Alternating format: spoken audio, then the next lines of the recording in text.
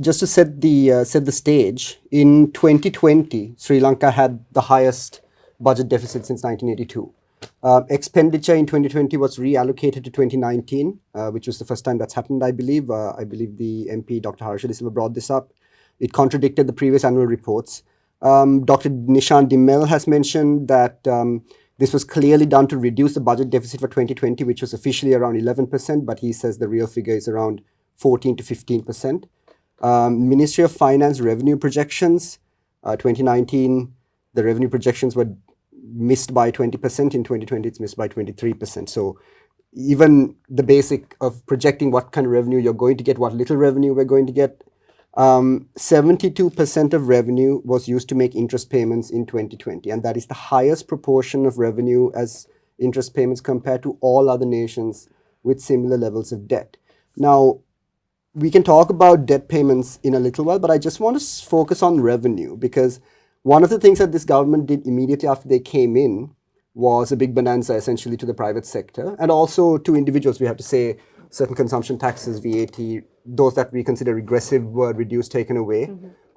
Corporate taxes were at the lowest in Southeast Asia after Gotabaya Rajapaksa's tax cuts. I think there's been some shift in the budget, so I'd like you to touch on that as well.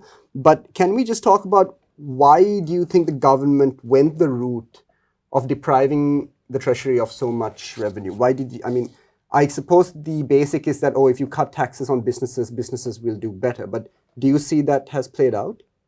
Yeah, so it's interesting that you mentioned the 2020 budget deficit of 1.6 trillion rupees. Right, yeah. Actually, we should also, if you look at the 2022 budget deficit forecast, it's also 1.6 trillion dollars. So that rupees.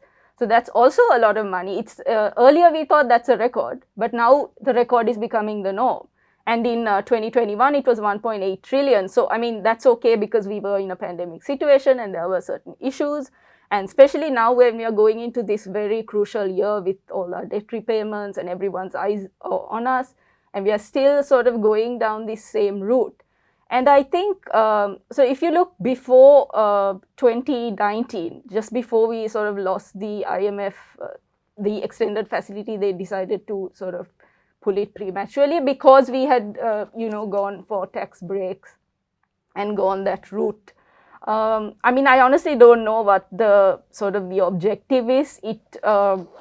Most likely it was to sort of consolidate their electoral gains because there was a 2019 victory for President Gotabaya Rajapaksa, and then in 2020 we saw another parliamentary victory for his party. So it was most likely to consolidate that gain. That's what we have.